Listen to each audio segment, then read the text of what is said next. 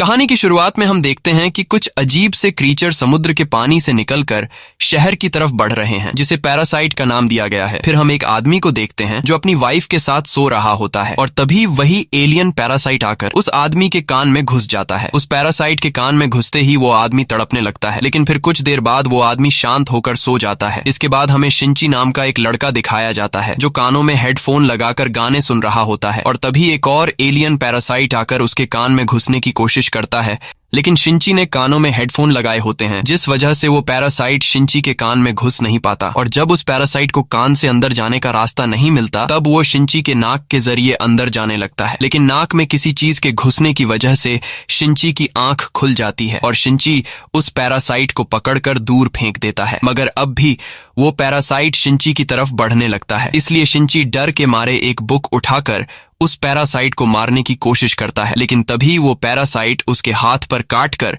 उसके हाथ के अंदर घुस जाता है और उसके हाथ से उसकी बॉडी की तरफ आगे बढ़ने लगता है। ये देखकर शिंची घबरा जाता है और वो जल्दी से एक रस्सी उठाकर अपने हाथ को कसकर बांध लेता है ताकि वो पैरासाइट उसकी बॉडी में आगे न बढ़ सके। लेकिन वो पैरासाइट उसके हाथ के अंदर होने की वजह से शिंची को तकलीफ होने लगती है, जिस वजह से वो जोर से चिल्लाने लगता है और शिंची की चिल्लाने की आवाज सुनकर उसकी मॉम उसके पास आती है। तब शिंची अपनी मॉम से कहता है कि मेरे हाथ में कोई कीड़ा घुस गया है, लेकिन जब शिंची की मॉम उसका हाथ चेक करती है तो अंदर कुछ भी नहीं होता। यह देखकर शिंची की मॉम को लगता है कि शिंची मजाक कर रहा है, इसलिए वो वहां से चली जाती है। लेकिन यहाँ शिंची सोच में पड़ जाता है कि आखिर वो कीड़ा कहाँ चला गया। अगली सुबह शिंची जब ब्रेकफास्ट कर रहा होता है, तब उसे अपने राइट हैंड यानी कि जिस हाथ में वो पैरासाइट अंदर घुसा था, वो हाथ शिंची को काफी अजीब सा महसूस होता है। इसके बाद हम उस आदमी को देखते हैं जिसके कान के अंदर पैरासाइट घुस गया था। वो आदमी काफी अजीब सा बिहेव कर रहा होता है और उसकी आंखें टेढ़ी मेढ़ी होने लगती हैं, जैसे वो अपनी बॉडी पर कंट्रोल खो चुका हो। इसके बाद वो आदमी अपनी वाइफ के पास जाता है और तभी अचानक उसका मुंह एक बड़े क्रीचर की तरह खुल जाता है, जिसके अंदर कई सारी आंखें थीं। अब इससे पहले कि उसकी वाइफ कुछ समझ पाती,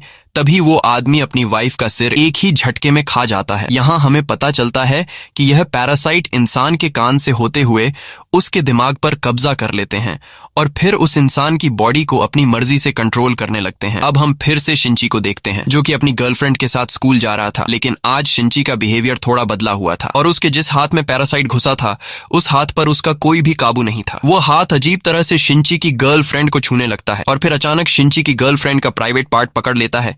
ये देखकर शिंची की गर्लफ्रेंड उससे नाराज होकर चली जाती है। अब शिंची जब क्लास में बैठता है तो उसका इरेजर गलती से नीचे गिर जाता है और शिंची जब उसे उठाने लगता है तो वो इरेजर को उठा नहीं पाता, क्योंकि वो इरेजर उससे कुछ दूरी पर होता है। लेकिन तभी अचानक उसका हाथ लंबा होकर इरेजर को उठा लेता है। ये देखकर शिंची हैरान हो जाता है और उसे कुछ समझ नहीं आता कि आखिर उसके साथ यह क्या हो रहा है। क्लास से छुट्टी मिलने के बाद जब वो अपने फ्रेंड के साथ बास्केटबॉल खेल रहा होता है, तब शिंची काफी दूर से बिल्कुल सीधा बास्केट रिंग में बॉल डाल देता है। ये देखकर उसके सभी दोस्त हैरान रह जाते हैं और शिंची के साथ साथ उसके सभी दोस्तों को भी समझ नहीं आता कि आखिर ये इसने कैसे किया। अब शिंची परेशान होकर जब घर आता है तो वो इसके बारे में इंटरनेट पर रिसर्च करने लगता है, लेकिन उसे इस बारे में कोई भी इंफॉर्मेशन नहीं मिलती और तभी अचानक उसके हाथ से एक आंख बाहर आती है, पर शिंची के देखते ही वो आंख फिर से हाथ के अंदर चली जाती है। यह देखकर शिंची घबरा जाता है और वो एक चाकू उठाकर अपने हाथ के उस जगह को काटने वाला होता है जिस जगह से आंख बाहर आई थी, लेकिन तभी उसका हाथ एक बड़े से सांप में बदलकर उसे डराने लगता है और फिर उसका हाथ एक छोटे क्रीचर में बदल जाता है। शिंची बहुत ज्यादा घबराया हुआ होता है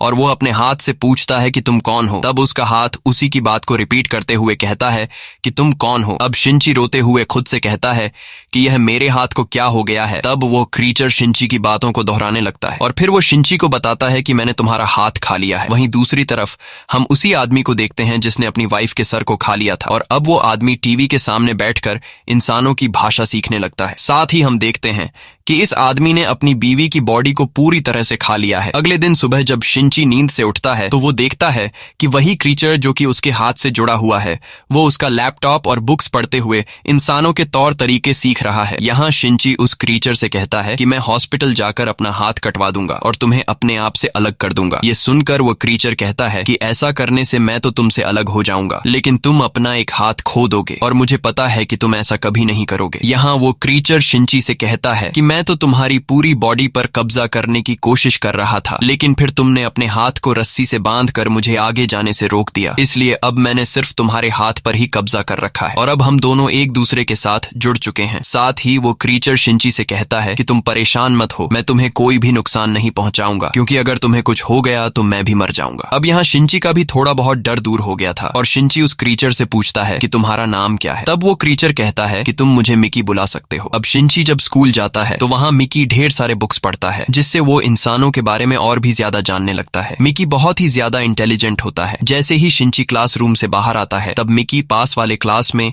स्टूडेंट को फाइट की प्रैक्टिस करते हुए देखकर उनसे फाइटिंग स्किल्स सीख लेता है। अब इसके बाद शिंची पेंटिंग क्लास में पेंटिंग बना रहा होता है और शिंची अपने उस क्रीचर वाले हाथ से अपनी गर्लफ्रेंड का एक बहुत ही प्यारा पेंटिंग बना लेता है। तभी उसकी गर्लफ्रेंड वहां आती है और जब वो अपने बॉयफ्रेंड के हाथों बना हुआ अपना पेंटिंग देखती है तो वह शिंची से काफी खुश हो जाती है और उसे कहती है कि पिछली बार तो तुमने गलती से मेरे प्राइवेट पार्ट को टच कर लिया था, लेकिन अगर तुमने फिर से वो सब किया ना तो मैं तुम्हारी जान ले लूंगी। ये कहकर वह वहां से चली जाती है। अब स्कूल से छुट्टी होने के बाद शिंची जब घर आता है और बाथ टब में नहाने लगता है तब मिकी कहता है कि मुझे तुम्हारी बॉडी को इन्वेस्टिगेट करना है। शिंची उसे ऐसा करने से मना करता है, लेकिन मिकी जबरदस्ती उसकी बॉडी पार्ट्स को देखने लगता है और बॉडी पार्ट्स देखने के बाद मिकी शिंची पर हंसता है। यहाँ हम देखते हैं कि मिकी और शिंची में काफी अच्छी दोस्ती हो गई है और यह दोनों एक साथ रहना सीख गए हैं। वहीं हम बाहर शहर के हालात देखते हैं जहाँ और भी कई सारे पैरासाइट ने और लोगों की बॉडी पर कब्जा कर लिया है और वो पैरासाइट लोगों को मार कर खा रहे थे। ये खबरें पूरे शहर में फैल जाती हैं, लेकिन किसी भी आम इंसान को यह पता नहीं होता कि लोगों को कौन मार रहा है। और एक दिन शिंची जब मार्केट जाता है तभी मिकी शिंची से कहता है कि मुझे यहाँ आसपास अपनी तरह किसी पैरासाइट के होने का एहसास हो रहा है। अब शिंची उसकी बातों को इग्नोर करने लगता है, लेकिन मिकी उसे जबरदस्ती एक रेस्टोरेंट के अंदर ले जाता है जहाँ उसे एक आदमी दिखाई देता है और उस आदमी की बॉडी पर भी पैरासाइट ने कब्जा कर लिया था, जो बहुत ही ज्यादा भयानक दिख रहा था और वो आदमी एक नॉर्मल आदमी को मार कर खा रहा था। यहाँ वो आदमी जब शिंची को देखता है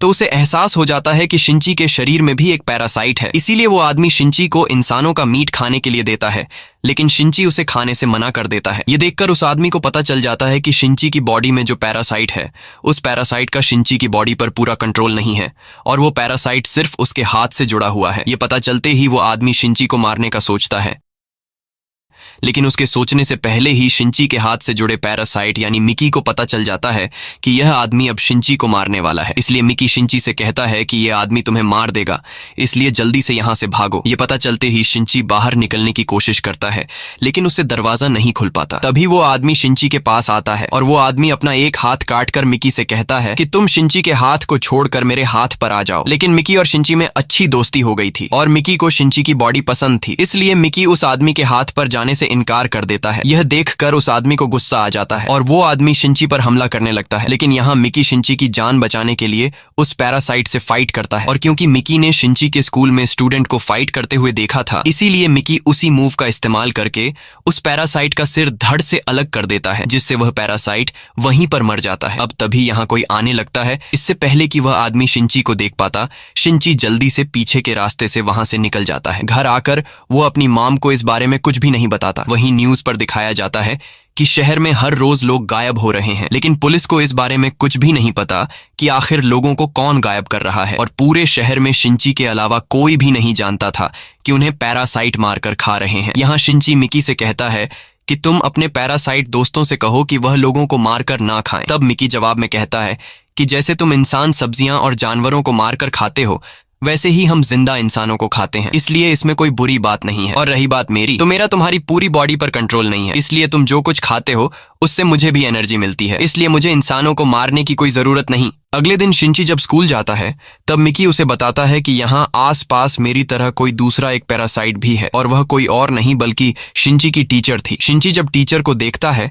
तो उसे पता चल जाता है कि हमारी ये टीचर एक पैरासाइट है और यही टीचर भी समझ जाती है कि शिंची के साथ एक पैरासाइट जुड़ा हुआ है। अब स्कूल से छुट्टी होने के बाद टीचर शिंची को अपने पास बुलाती है और उससे कहती है कि तुम्हें मुझसे डरने की जरूरत नहीं, मैं यहाँ स्कूल में इसलिए आई हूँ ताकि मैं इंसानों के तौर तरीके को सीखकर इंसानों के बीच घुल मिलकर रह सकूं। साथ ही वो बताती है कि मैंने एक दूसरे पैरासाइट के साथ मिलकर खुद को प्रेग्नेंट कर लिया है, ताकि ये पता चल सके कि दो पैरासाइट के मिलने से जो बच्चा पैदा होगा वो इंसान होगा या फिर कोई पैरासाइट। इसके बाद वह टीचर शिंची को दो और पैरासाइट से मिलवाती है जिनकी बॉडी पर पैरासाइट ने कब्जा कर लिया था। इनमें से एक हाई स्कूल का स्टूडेंट था और दूसरा एक पुलिस ऑफिसर था। टीचर शिंची से कहती है कि हमारा 3 लोगों का ग्रुप है जो एक दूसरे को हर एक बात की खबर देते हैं ताकि हम सब इंसानों के बीच छुप कर रह सकें। और टीचर शिंची से कहती है कि तुम्हें भी हमारे ग्रुप को ज्वाइन कर लेना चाहिए, लेकिन शिंची इनके ग्रुप के साथ मिलकर काम करने से इनकार कर देता है। तब टीचर शिंची से कहती है कि ठीक है, अगर तुम्हें हमारे ग्रुप को ज्वाइन नहीं करना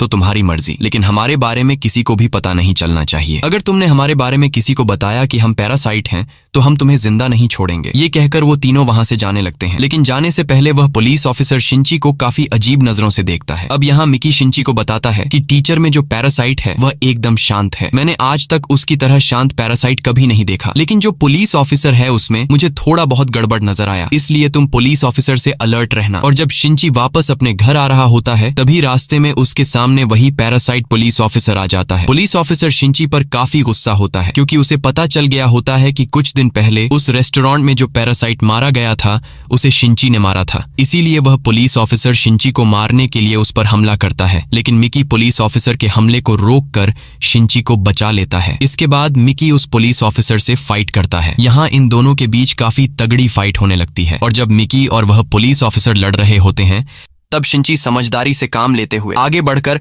अपने दूसरे हाथ से उस पुलिस ऑफिसर के पेट में एक लोहे का रॉड घुसा देता है, जिससे पुलिस ऑफिसर की बॉडी से खून बहने लगता है। अब क्योंकि यह पैरासाइट एक इंसान की बॉडी में था, इसीलिए पुलिस ऑफिसर की बॉडी कमजोर होने की वजह से वो पैरासाइट भी कमजोर होकर वहीं पर गिर जाता है। इसके बाद शिंची सीधा वापस अपने घर की तरफ जाने लगता है। यहाँ इस पुलिस ऑफिसर की बॉडी ज्यादा खून बहने की वजह से काम करना छोड़ गई होती है, इसलिए उस पुलिस ऑफिसर की बॉडी में जो पैरासाइट होता है वो बॉडी से बाहर आ जाता है और अब वो एक नई इंसान की बॉडी की तलाश में होता है। तभी उस रास्ते से शिंची की मॉम गुजरती है और इस पुलिस ऑफिसर की बॉडी का पैरासाइट शिंची की मॉम की बॉडी के अंदर चला जाता है। वहीं घर में शिंची बहुत ज्यादा उदास बैठा होता है क्योंकि आज उसने एक आदमी को मार दिया है, इसलिए वो खुद को गिल्टी फील कर रहा होता है। लेकिन तभी मिकी शिंची को वार्न करते हुए कहता है कि उस पुलिस ऑफिसर वाला पैरासाइट फिर से हमारी तरफ आ रहा है। ये सुनकर शिंची परेशान हो जाता है और कहता है कि उस पुलिस ऑफिसर को तो हमने मार दिया था, लेकिन पता नहीं वो फिर से कैसे जिंदा हो गया। अब खुद को बचाने के लिए शिंची एक चाकू लेकर एक कोने में छुप जाता है और तभी शिंची की मॉम घर के अंदर आ जाती है। शिंची की मॉम काफी अजीब सा बिहेव कर रही होती है। ये देखकर मिकी समझ जाता है कि उस पुलिस ऑफिसर वाला पैरासाइट अब शिंची की मॉम की बॉडी में आ गया है, इसलिए मिकी शिंची की मॉम को मारना चाहता है, लेकिन शिंची मिकी को उसे ऐसा करने से मना कर देता है क्योंकि शिंची अपनी मॉम से बहुत ज्यादा प्यार करता है। लेकिन तभी शिंची की मॉम एक क्रीचर में बदल जाती है और उसकी मॉम से जुड़ा पैरासाइट शिंची के दिल पर वार करता है, जिससे शिंची बुरी तरह से घायल हो जाता है और नीचे गिर जाता है। अब शिंची को मारने के बाद वो पैरासाइट वहां से निकल जाता है। यहाँ शिंची के दिल पर वार होने की वजह से शिंची मर रहा होता है और शिंची अपनी आखिरी सांसें लेने लगता है। अब मिकी शिंची को बचाने के लिए उसके हाथ से निकलकर उसकी बॉडी के उस हिस्से में चला जाता है जहां पर छेद हुआ था और शिंची कई घंटों तक इसी हालत में यहीं पर पड़ा रहता है। यहाँ हम देखते हैं कि मिकी फिर से शिंची के हाथ में वापस आ रहा होता है और तभी कुछ घंटों बाद अचानक शिंची को होश आ जाता है। होश में आने के बाद शिंची आईने के सामने जाकर अपना जख्म देखने लगता है, लेकिन शिंची को अपनी बॉडी पर किसी भी जख्म का निशान दिखाई नहीं देता। यहाँ मिकी उसे बताता है कि मैंने तुम्हारे दिल को ठीक करने के लिए अपने हिस्से के कुछ सेल्स को वहां छोड़ दिया, जिससे तुम्हारा दिल वापस रिकवर हो गया और तुम्हारी जान बच गई। मगर यहाँ शिंची दोबारा से जिंदा होने से बिल्कुल भी खुश नहीं था क्योंकि इस दुनिया में सिर्फ उसकी मॉम उसके साथ थी, लेकिन अब वो भी एक पैरासाइट के कब्जे में है। इसलिए अब शिंची उस पुलिस ऑफिसर के पैरासाइट पर काफी गुस्सा हो जाता है और बदले की आग में जलने लगता है। अगले दिन शिंची उस पुलिस ऑफिसर वाले पैरासाइट को ढूंढने लगता है जिसने शिंची की मॉम की बॉडी पर कब्जा कर लिया था और यहाँ हम देखते हैं कि शिंची अब पूरी तरह से बदल गया है। जहाँ पहले वो एक डरपोक लड़का था, लेकिन अब उसकी बॉडी में मिकी के सेल्स आने की वजह से वो बहुत ज्यादा अग्रेसिव हो गया है और अब वो पूरे शहर में उस पैरासाइट को ढूंढने लगता है जिसने उसकी मॉम की बॉडी पर कब्जा कर लिया था। लेकिन वह पैरासाइट उसे कहीं पर भी नहीं मिलता और तभी वह एक ऐसी जगह पर चला जाता है जहाँ पर ढेर सारे लोग जमा हुए होते हैं और यहाँ एक पॉलिटिशियन लोगों को जमा करके उनसे वोट मांग रहा था। उस पॉलिटिशियन को देखने के बाद शिंची को पता चलता है कि जो पॉलिटिशियन वोट मांग रहा रहा है वह भी एक पैरासाइट है। ये देखकर शिंची घबरा जाता है, क्योंकि अगर वह पैरासाइट पॉलिटिशियन इलेक्शन जीत गया तो पूरा शहर खतरे में पड़ सकता है। अगले दिन जब शिंची स्कूल जाता है तो वहां उससे वही स्टूडेंट मिलता है जो एक पैरासाइट था, और ये स्टूडेंट टीचर के ग्रुप में शामिल था। यहाँ हमें पता चलता है कि टीचर ने जानबूझकर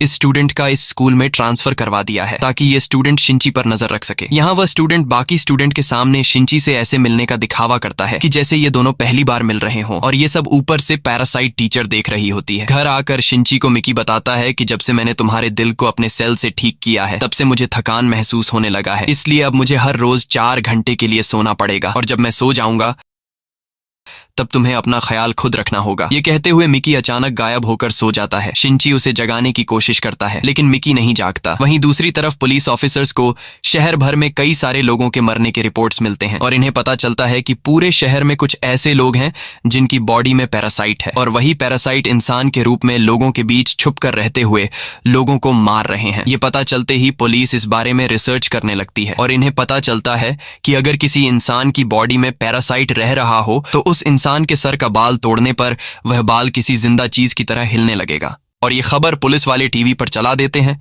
जिससे हर एक शहरी को पैरासाइट को पहचानने का तरीका मिल जाता है। और फिर अगले ही दिन हम स्कूल में देखते हैं कि वो स्टूडेंट जो एक पैरासाइट है उसकी सभी लड़कियां पेंटिंग बना रही होती हैं, जिसमें शिंची की गर्लफ्रेंड भी शामिल होती है। तभी एक लड़की मजाक में उस स्टूडेंट का सर से बाल खींचकर तोड़ देती है, और तभी वो बाल टेढ़ा मेढ़ा होकर किसी जिंदा चीज की तरह हिलने लगता है। ये देखकर वो लड़की घबरा जाती है, और वहां पर मौजूद सभी लड़कियों को पता चल जाता है कि ये स्टूडेंट एक पैरासाइट है। साथ ही उस पैरासाइट स्टूडेंट को भी पता चल जाता है कि मेरा राज खुल चुका है, इसीलिए अब वो अपने असली रूप में आता है और लड़कियों पर हमला कर देता है। यहाँ सभी लड़कियां शोर मचाने लगती हैं, और लड़कियों की आवाज सुनकर शिंची उन्हें बचाने के लिए दौड़ता है। वहीं वो पैरासाइट टीचर भी समझ जाती है कि मैंने जिस पैरासाइट स्टूडेंट को शिंची पर नजर रखने के लिए रखा था उसका राज खुल चुका है। अब यहाँ क्लासरूम में शिंची की गर्लफ्रेंड हिम्मत जुटाकर कुछ केमिकल के बोतल उठाकर सीधा उस पैरासाइट के मुंह में फेंक देती है, जिससे वो पैरासाइट जलने लगता है और पूरी तरह से बेकाबू हो जाता है, जिसके बाद वो यहाँ वहाँ हमले करने लगता है। अब कुछ देर बाद जब शिंची वहाँ पहुंचता है तो वहाँ उस पैरासाइट ने कई लड़कियों को मार दिया था, और अब वो पैरासाइट शिंची की गर्लफ्रेंड के पीछे लगा हुआ था। ये देखकर शिंची दौड़ते हुए जाकर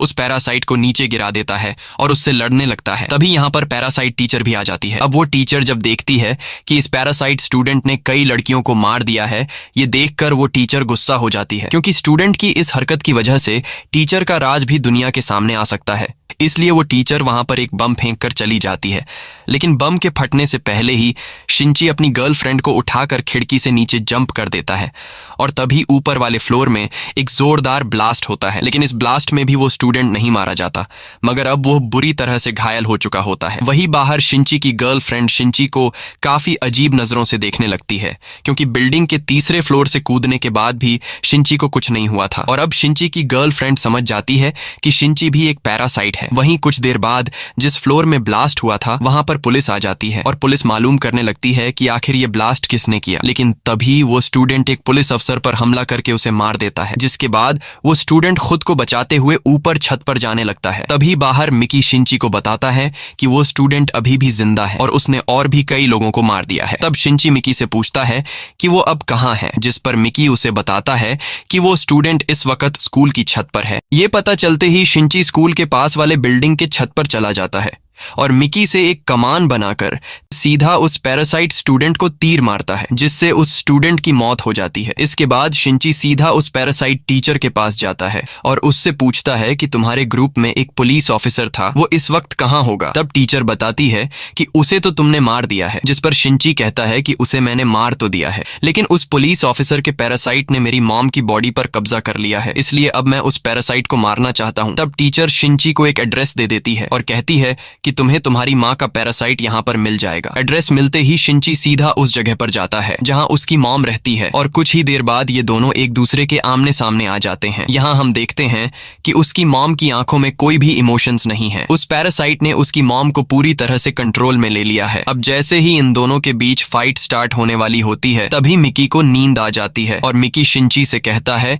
कि मैं सोने जा रहा हूँ, लेकिन सोने से पहले वह शिंची के हाथ पर एक नुकीला हथियार बनाकर सो जाता आता है और अब शिंची को अकेले ही लड़ना पड़ेगा। तभी शिंची की मॉम एक क्रीचर में बदलकर शिंची पर हमला कर देती है और शिंची यहाँ खुद को बचाने लगता है। कुछ देर बाद शिंची भी काफी अच्छे से अपनी मॉम से लड़ने लगता है और जैसे ही शिंची इस पैरासाइट को मारने वाला होता है तभी उसे अपनी माँ की आवाज सुनाई देती है। यहाँ शिंची की मॉम शिंची को काफी प्यार भरी नजरों से देखने लगती है और शिंची की मॉम कुछ देर के लिए उस पैरासाइट से अपना कंट्रोल लेकर अपने बेटे को पहचान लेती है, लेकिन तभी फिर से वो पैरासाइट शिंची की मॉम को अपने काबू में ले लेता है और शिंची पर सीधा हमला कर देता है।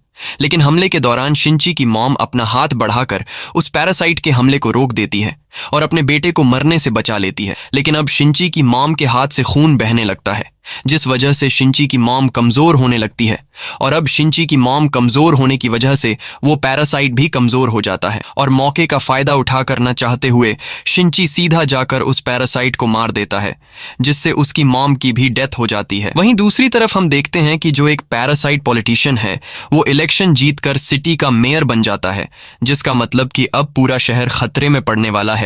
वहीं शिंची अपने गर्लफ्रेंड से मिलने हॉस्पिटल जाता है, जहां हम देखते हैं कि कोई चुपके से शिंची पर नजर रख रहा है और वो आदमी शिंची और मिकी की कुछ फोटोज ले लेता है। अब यहाँ से मूवी का सेकंड पार्ट शुरू हो जाता है, जहां हम देखते हैं कि शिंची अब काफी उदास रहने लगा है क्योंकि अब उसकी मॉम इस दुनिया में नहीं रही और अब शिंची ने फैसला कर लिया है कि वो पूरे शहर में पैरासाइट्स को चुन चुन कर मारेगा। वहीं अब पूरे शहर में पुलिस भी एक्टिव हो जाती है और पैरासाइट को ढूंढने लगती है। यहाँ पुलिस ने एक बंदे को हायर कर लिया होता है जो वैसे तो एक कॉन्ट्रैक्ट किलर है, लेकिन इस आदमी की खास बात ये थी कि ये पैरासाइट को देखकर पहचान लेता था कि ये नॉर्मल इंसान है या फिर पैरासाइट। अब पुलिस वाले इस आदमी को गाड़ी में बिठाकर सीधा हेडक्वार्टर ले जाते हैं, जहां इस आदमी के सामने कई सारे लोगों को लाया जाता है और पुलिस वाले इससे पूछते हैं कि बताओ ये लोग पैरासाइट हैं या इंसान। तब ये कॉन्ट्रैक्ट किलर कई सारे लोगों को देखकर बताता है कि ये सभी नॉर्मल इंसान हैं, लेकिन जब उसके सामने शिंची को बिठा दिया जाता है तब ये कॉन्ट्रैक्ट किलर एक पल के लिए शिंची में कुछ खास देखता है, लेकिन फिर वो सोच में पड़ जाता है और समझ नहीं पाता कि शिंची पैरासाइट है या फिर नॉर्मल इंसान, क्योंकि शिंची पूरी तरह से पैरासाइट नहीं था बल्कि सिर्फ शिंची के हाथ के साथ पैरासाइट जुड़ा हुआ था। इसीलिए वो शिंची को एक नॉर्मल इंसान बता देता है, जिसके बाद शिंची को जाने दिया जाता है। अब शिंची जब वापस घर आ रहा होता है तभी उसे एहसास होता है कि कोई उसका पीछा कर रहा है, लेकिन यहाँ वहां नजर घुमाने पर उसे कोई भी नजर नहीं आता, जिसके बाद शिंची अपने घर की तरफ जाने लगता है। लेकिन यहाँ हम देखते हैं कि सच में शिंची का एक आदमी पीछा कर रहा है और ये वही जासूस होता है जिसने कुछ महीने पहले हॉस्पिटल में शिंची और मिकी की फोटोज ली थी। वहीं दूसरी तरफ हम उस पैरासाइट पॉलिटिशियन को देखते हैं जो अब शहर का मेयर बन चुका है और मेयर ने पैरासाइट का एक बड़ा ग्रुप बना लिया होता है। यहाँ वो पैरासाइट टीचर भी मेयर के साथ होती है और टीचर ने एक ह्यूमन बच्चे को जन्म दे दिया था। तब मेयर सभी पैरासाइट से कहता है कि अब वक्त आ चुका है कि हम पूरे शहर में से इंसानों को खत्म कर दें, जिसके बाद इस पूरे शहर पर हमारी हुकूमत होगी। साथ ही मेयर को पता चल चुका होता है कि शहर में शिंची नाम का एक लड़का है जो पैरासाइट को मार रहा है, इसलिए मेयर अपने साथियों से कहता है कि हमें शिंची और मिकी को मारना होगा क्योंकि वो हमारे लिए एक खतरा है। लेकिन वो टीचर मेयर को ऐसा करने से मना कर देती है और कहती है कि शिंची और मिकी हमारे लिए बहुत खास है क्योंकि पूरे शहर में सिर्फ वो दोनों ही हैं जो पैरासाइट और इंसान होने के बावजूद एक साथ मिलकर रह रहे। यहाँ हम देखते हैं कि टीचर इंसानों का साथ दे रही है और वो इंसानों को मारना नहीं चाहती थी क्योंकि अब वो एक ह्यूमन बच्चे की माँ बन चुकी है और एक माँ बनने के बाद टीचर के अंदर भी ह्यूमन इमोशंस आने लगे थे। लेकिन यहाँ मेयर को टीचर की बातें बिल्कुल पसंद नहीं आती और मेयर सीधा एक पैरासाइट के पास जाता है। ये कोई आम पैरासाइट नहीं बल्कि इस आदमी के पास 5 पैरासाइट होते हैं और इसकी बॉडी में 5 पैरासाइट होने की वजह से ये आदमी पूरे शहर का सबसे खतरनाक पैरासाइट है। इसलिए मेयर इस खतरनाक पैरासाइट से कहता है कि शहर में शिंची नाम का एक लड़का है जो पैरासाइट को मार रहा है, इसलिए तुम्हें उस लड़के को मारना होगा। वहीं हम टीचर के पास उस आदमी को देखते हैं जो पिछले काफी दिनों से शिंची पर नजर रख रहा था और ये देखकर हमें पता चलता है कि इस आदमी को टीचर ने शिंची के पीछे लगा रखा है। ये आदमी टीचर को शिंची और मिकी की कुछ फोटोज दिखाता है और कहता है कि शिंची पूरे शहर के लिए एक खतरा है, इसलिए हमें उसके बारे में पुलिस को बता देना चाहिए, पर टीचर उसे ऐसा करने से मना कर देती है। यहाँ हम देखते हैं कि ये आदमी टीचर को पसंद करने लगा है, लेकिन उसे पता नहीं है कि टीचर भी एक पैरासाइट है। अब वो जासूस आदमी जब घर आता है तो हम देखते हैं कि इस आदमी की एक बेटी भी है और ये आदमी अपनी बेटी से बहुत ज्यादा प्यार करता है। वहीं दूसरी तरफ शिंची की गर्लफ्रेंड को दिखाया जाता है जो शिंची से नाराज है क्योंकि शिंची ने उससे ये बात छुपाई थी कि वो एक पैरासाइट से जुड़ा है, इसलिए शिंची की गर्लफ्रेंड उससे नाराज होकर वहां से चली जाती है। अब शिंची जब घर वापस आ रहा होता है तभी रास्ते में वो जासूस उसका पीछा करने लगता है और जल्द ही शिंची को पता चल जाता है कि यह आदमी मेरा पीछा कर रहा है। ये पता चलते ही शिंची उस आदमी को पकड़ लेता है और उसे डराकर पूछता है कि बताओ तुम्हें मेरा पीछा करने को किसने कहा है। तब वो जासूस टीचर का नाम लेता है। ये सुनकर शिंची उस जासूस से कहता है कि तुम जिस औरत के लिए जासूसी कर रहे हो वो खुद भी एक पैरासाइट है, बल्कि वो तो पैरासाइट की लीडर है। लेकिन शिंची की इस बात पर उस जासूस आदमी को यकीन नहीं होता, इसीलिए शिंची टीचर के पास जाता है और एक टेप रिकॉर्डर ऑन कर लेता है। इसके बाद वो उस टीचर से पूछता है कि तुमने मेरे पीछे जासूस क्यों लगाया है। तब वो टीचर कहती है कि तुम शहर भर में पैरासाइट को क्यों मार रहे हो, तुम खुद भी एक पैरासाइट हो, इसलिए तुम पैरासाइट को मारने के बजाय तुम्हें पैरासाइट की मदद करनी चाहिए। शिंची टीचर को कोई जवाब नहीं देता और चुपचाप सीधा उस जासूस के पास आकर उसे वो टेप रिकॉर्डर दे देता है जिसमें टीचर की सारी बातें रिकॉर्ड की गई थीं। साथ ही शिंची उस जासूस को बताता है कि इस शहर में हजारों की तादाद में पैरासाइट मौजूद है, यहाँ तक कि इस शहर का मेयर भी एक पैरासाइट है, इसलिए मैं तुम्हारी भलाई के लिए कह रहा हूँ कि तुम इन सब चीजों से दूर रहो वरना तुम मारे जा सकते हो। लेकिन यह जासूस टीचर से प्यार करने लगा था और अब टीचर की सच्चाई जानने के बाद वो काफी गुस्सा हो जाता है और अकेले ही सभी पैरासाइट का पर्दाफाश करने के काम पर लग जाता है। इसके बाद वो सीधा मेयर के पास जाता है और मेयर की सच्चाई दुनिया के सामने लाने के लिए टेबल के नीचे एक माइक फिट कर देता है, जिसके बाद वो जासूस वहां से जाने लगता है। लेकिन जल्द ही मेयर को पता चल जाता है कि इस जासूस ने मेरी बातों को रिकॉर्ड करने के लिए टेबल के नीचे माइक फिट किया है। अब यह सब पता चलते ही मेयर अपने आदमियों से कहता है कि इसे मार डालो। मेयर के ऑर्डर पर 2 पैरासाइट उस जासूस को मारने के लिए उसके घर पर जाते हैं, लेकिन वो जासूस घर पर मौजूद नहीं होता। अब जासूस को ना पाकर वो 2 पैरासाइट जासूस की बेटी को मारकर चले जाते हैं। अब जब वो जासूस घर आता है तो अपनी बेटी को मरा हुआ देखता है। ये देखकर वो जासूस बदले की आग में जलने लगता है और जासूस को लगता है कि मेरी बेटी को टीचर ने मारा है। दूसरी तरफ शिंची कहीं जा रहा होता है, तभी मिकी उसे बताता है कि तुम पर 5-5 पैरासाइट हमला करने आ रहे हैं और तभी वो पैरासाइट शिंची के सामने आ जाता है जिसके अंदर 5 पैरासाइट हैं। मिकी उसे देखकर सब समझ जाता है और वो शिंची से कहता है कि इस आदमी की बॉडी में 5-5 पैरासाइट हैं, इसलिए ये आदमी बहुत खतरनाक है। ये पता चलते ही शिंची वहां से भागने लगता है और वो 5 पैरासाइट वाला आदमी भी उसका पीछा करने लगता है। साथ ही वो पैरासाइट शिंची पर हमले करने लगता है, लेकिन शिंची उसे खुद को बचाता है और यहाँ शिंची बड़ी चालाकी से पेड़ से लटक कर उस 5 पैरासाइट वाले आदमी का सिर धड़ से अलग कर देता है। अब यहाँ शिंची को लगता है कि ये पैरासाइट मारा जा चुका है, इसलिए शिंची वहां से जाने लगता है। लेकिन तभी हम देखते हैं कि उस आदमी के बॉडी में जो बचे हुए 4 पैरासाइट थे उनमें से एक पैरासाइट निकलकर उस आदमी की बॉडी में चला जाता है, जिससे वो पैरासाइट वापस जिंदा हो जाता है। साथ ही वह पैरासाइट जिसे शिंची ने मार दिया था वो वापस उस आदमी के हाथ से जुड़ जाता है। वहीं दूसरी तरफ टीचर मेयर पर काफी गुस्सा होती है और उससे कहती है कि भूलो मत, मैंने तुम्हें इलेक्शन जितवाया है और जब मैंने तुमसे कहा था कि तुम इस जासूस और शिंची को मारने के लिए पैरासाइट नहीं भेजोगे, तब तुमने ऐसा क्यों किया। लेकिन यहाँ मेयर टीचर की बात का कोई जवाब नहीं देता। अब यहाँ मेयर और आसपास खड़े पैरासाइट समझ जाते हैं कि टीचर पैरासाइट का साथ देने के बजाय इंसानों का साथ दे रही है, इसलिए टीचर जब वहां से जाती है तब मेयर उसे मारने के लिए कुछ पैरासाइट को भेज देता है। अब टीचर जब पार्किंग एरिया में आती है तो उसे पता चल जाता है कि मेयर ने मुझे मारने के लिए कुछ पैरासाइट को भेजा है, इसलिए टीचर उनसे लड़ने लगती है और एक ही झटके में तीनों पैरासाइट को मार देती है। और अब जब टीचर अपने घर आती है तो वह देखती है कि उसका बेटा गायब है और तभी उसे एक नोट मिलता है जिससे उसे पता चलता है कि मेरे बेटे को उस जासूस ने किडनैप किया है। ये देखकर टीचर को काफी गुस्सा आता है। साथ ही उस जासूस ने टीचर के लिए लिखा था कि मैं शहर के पास वाले ब्रिज पर खड़ा हूँ। ये पता चलते ही टीचर तुरंत उस तरफ निकल पड़ती है और कुछ ही देर बाद टीचर उस ब्रिज पर पहुंच जाती है जहां वो उस जासूस को देख लेती है और तभी वहां पर शिंची भी पहुंच जाता है। यहाँ वो जासूस बच्चे को ब्रिज से नीचे गिराने लगता है, तब शिंची और टीचर उसे ऐसा करने से मना करते हैं और देखते ही देखते वहां पर लोगों की भीड़ जमा हो जाती है। साथ ही पुलिस भी वहां पर पहुंच जाती है। वहीं दूसरी तरफ पुलिस को पता चल चुका था कि मेयर ने सिटी हॉल में कई सारे पैरासाइट को छुपा कर रखा है, इसीलिए पुलिस की एक बड़ी टीम मेयर को मारने के लिए जाने लगती है। साथ ही पुलिस पूरे शहर में पैरासाइट को ढूंढने लगती है और मशीन से लोगों को स्कैन करने लगती है। जैसे ही पुलिस को पता चलता है कि यह आदमी पैरासाइट है, तब पुलिस उस आदमी को साइड पर ले जाकर मार डालती है और इस तरह से पुलिस कई सारे पैरासाइट को मार देती है। अब जब पुलिस की एक बड़ी नफरी सिटी के मेयर के पास पहुंचती है, तब मेयर बहुत सारे लोगों के बीच स्पीच दे रहा होता है और मेयर इंसानों के बजाय पैरासाइट की सेफ्टी की बातें करता है। ये सब सुनकर पुलिस बिना सोचे समझे मेयर को गोलियों से छलनी कर देती है। अब जब पुलिस पीछे मुड़कर देखती है तो वहां पर वही पैरासाइट खड़ा होता है जिसके अंदर 5 5 पैरासाइट थे। इस पैरासाइट को देखते ही पुलिस उस पर फायरिंग शुरू कर देती है, लेकिन वह पैरासाइट एक शील्ड बनाकर खुद को बचा लेता है। वहीं दूसरी तरफ लोगों की भीड़ में वो जासूस टीचर के बच्चे को जैसे ही नीचे गिराने वाला होता है, तभी वो टीचर अपनी असली रूप में आकर उस जासूस को मार डालती है और अपने बच्चे को बचा लेती है। लेकिन अब टीचर का राज दुनिया के सामने आ चुका था, इसलिए पुलिस ऑफिसर्स टीचर को खतरनाक समझकर उसे शूट करवा देते हैं। लेकिन यहाँ टीचर खुद की बिना परवाह किए अपने बच्चे को प्रोटेक्ट कर लेती है और उसे कई सारी गोलियां लग जाती हैं, जिससे टीचर बुरी तरह से घायल हो जाती है। और टीचर धीरे धीरे आगे बढ़ते हुए अपना बच्चा शिंची को दे देती है और कहती है कि तुम इसे एक नॉर्मल इंसान की तरह बड़ा करना। ये कहकर ज्यादा गोलियां लगने की वजह से टीचर वहीं पर गिरकर मारी जाती है। अब पुलिस ऑफिसर शिंची को गाड़ी में बैठाकर इन्वेस्टिगेशन के लिए अपने हेडक्वार्टर ले आते हैं, जहां पर पुलिस की एक बड़ी नफरी खड़ी होती है और तभी वहां पर वह 5 पैरासाइट वाला आदमी आ जाता है और वह पैरासाइट अब शिंची को मारना चाहता था, इसलिए शिंची गाड़ी में बैठकर वहां से भागने लगता है। लेकिन तभी वह पैरासाइट उड़कर उसकी कार के ऊपर आ जाता है और ऊपर से शिंची पर हमला करने लगता है, जिस वजह से शिंची से कार अनबैलेंस होकर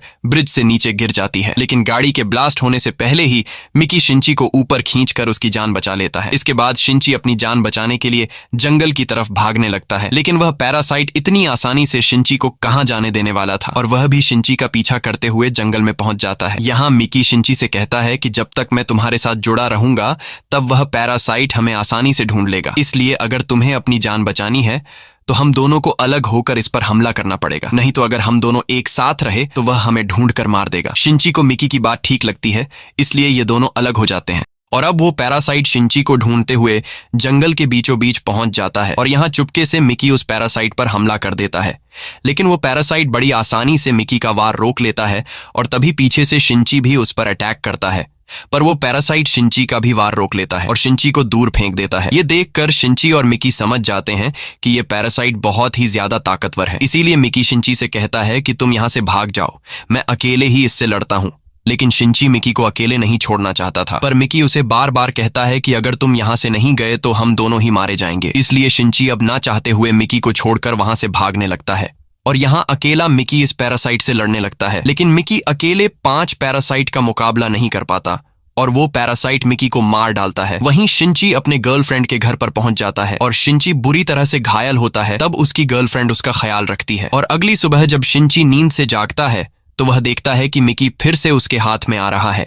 ये देखकर शिंची काफी खुश होता है और हमें पता चलता है कि पिछली बार जब मिकी शिंची की जान बचाने के लिए इसकी बॉडी के अंदर गया था तो वहां मिकी ने शिंची की बॉडी के अंदर अपने कुछ सेल्स छोड़े थे और इसी सेल्स की मदद से मिकी अब फिर से शिंची के हाथ में आने लगता है। और अब मिकी को फिर से अपने हाथ में देखकर शिंची समझ जाता है कि वो 5 पैरासाइट वाला आदमी मिकी की मदद से मुझे फिर से ढूंढ लेगा, इसलिए शिंची अब अपनी गर्लफ्रेंड की जान खतरे में नहीं डालना चाहता था और शिंची अपनी गर्लफ्रेंड को यहीं पर छोड़कर बाहर आ जाता है। बाहर आकर वह देखता है कि वो 5 पैरासाइट वाला आदमी मुझे ढूंढते हुए यहाँ तक पहुंच गया है। अब इस आदमी से खुद को बचाने के लिए शिंची दौड़ते हुए एक फैक्ट्री के अंदर आ जाता है जहां पर कचरे को जलाया जाता है। अब यहाँ वो पैरासाइट शिंची पर हमला करने लगता है, लेकिन शिंची किसी तरह करके खुद को बचा लेता है और शिंची एक लोहे का रॉड उठाकर उस पैरासाइट के पेट में घोंप देता है। लेकिन इस छोटे से लोहे की रॉड से उस पैरासाइट को कुछ नहीं होता और तभी वो पैरासाइट शिंची पर हमला कर देता है। लेकिन मिकी उस पैरासाइट का हमला रोक देता है और तभी इस पैरासाइट को कुछ होने लगता है और एक एक करके सभी पैरासाइट उसकी बॉडी से निकलने लगते हैं, जिस वजह से वह अजीब तरह से तड़पने लगता है। ये देखकर शिंची सोच में पड़ जाता है कि आखिर इस पैरासाइट को क्या हुआ। तब मिकी उसे बताता है कि तुमने जो रॉड उसे मारी थी उस रॉड पर कई सारे केमिकल्स थे, जिस वजह से उस आदमी के बॉडी में जितने भी पैरासाइट हैं वो सभी पैरासाइट खुद को खतरे में समझकर उसकी बॉडी से अलग हो रहे हैं। अब देखते ही देखते उस आदमी की बॉडी से सारे पैरासाइट निकल जाते हैं और सिर्फ सबसे खतरनाक पैरासाइट की बॉडी रह जाती है, जिसे शिंची उठाकर आग में फेंक देता है और फाइनली वह खतरनाक पैरासाइट जलकर मारा जाता है। अब हम कुछ हफ्तों के बाद का सीन देखते हैं जहां सभी पैरासाइट मारे जा चुके हैं और पूरे शहर में सभी लोग नॉर्मल लाइफ जीने लगे हैं। बस अब सिर्फ शिंची के पास पैरासाइट रह चुका है और एक दिन मिकी भी शिंची से कहता है कि अब सारे पैरासाइट खत्म हो चुके हैं, इसीलिए अब वक्त आ चुका है कि मैं तुमसे अलग हो जाऊं। इस तरह से तुम्हें अपना हाथ वापस मिल जाएगा और तुम अपनी मर्जी के मुताबिक जिंदगी गुजार पाओगे। लेकिन शिंची मिकी को जाने से मना कर देता है क्योंकि शिंची और मिकी में काफी अच्छी दोस्ती हो चुकी थी। लेकिन मिकी कहता है कि मैं अब और तुम पर बोझ नहीं बनना चाहता। ये कहते हुए मिकी अचानक गायब हो जाता है और शिंची का हाथ वापस आ जाता है। ये देखकर शिंची काफी उदास हो जाता है क्योंकि शिंची ने अपने दोस्त को खो दिया था और शिंची रोने लगता है। अब इस तरह से और कई दिन बीत जाते हैं और अब शिंची अपनी गर्लफ्रेंड के साथ खुश रहने लगा था। एक दिन शिंची जब अपनी गर्लफ्रेंड के साथ कहीं जा रहा होता है, तभी वो कॉन्ट्रैक्ट किलर जो पैरासाइट को देखकर पहचान लेता है, वो शिंची की गर्लफ्रेंड को पकड़कर बिल्डिंग के किनारे पर ले जाता है क्योंकि अब भी उस किलर को शिंची में एक पैरासाइट नजर आ रहा था। लेकिन शिंची उससे कहता है कि अब मैं किसी भी पैरासाइट के साथ नहीं जुड़ा हूं और जो पैरासाइट मेरे साथ था वो मुझे छोड़कर चला गया है। लेकिन वो किलर शिंची की बात नहीं सुनता और शिंची की गर्लफ्रेंड को बिल्डिंग से नीचे छोड़ देता है। ये देखकर शिंची अपने गर्लफ्रेंड को बचाने के लिए तेजी से भागता है और उस किलर को मारकर दूर फेंक देता है। लेकिन जैसे ही शिंची अपनी गर्लफ्रेंड को पकड़ने के लिए हाथ बढ़ाता है, तब उसकी गर्लफ्रेंड उसके हाथ से छूट जाती है और वो नीचे जाने लगती है। शिंची अपने गर्लफ्रेंड को नीचे जाते हुए नहीं देख सकता था, इसलिए वह अपनी आंखें बंद कर लेता है और अपनी गर्लफ्रेंड के साथ बिताए हुए वक्त को याद करने लगता है। लेकिन तभी शिंची को अपने दोस्त मिकी की आवाज सुनाई देती है। मिकी की आवाज सुनकर शिंची फौरन अपनी आंखें खोल लेता है और वह देखता है कि उसने अपनी गर्लफ्रेंड को पकड़ लिया है। जिसके बाद शिंची जल्दी से अपनी गर्लफ्रेंड को ऊपर खींच लेता है। यहाँ शिंची अपने हाथ को देखने लगता है और हमें पता चलता है कि जब शिंची की गर्लफ्रेंड उसके हाथ से छूटकर नीचे गिर रही थी, तब मिकी ने आकर उसकी गर्लफ्रेंड को बचा लिया था। इसी के साथ ये कहानी खत्म हो जाती है। अगर आपको ये वीडियो अच्छी लगी हो तो हमारे चैनल को सब्सक्राइब और वीडियो को लाइक जरूर कीजिएगा।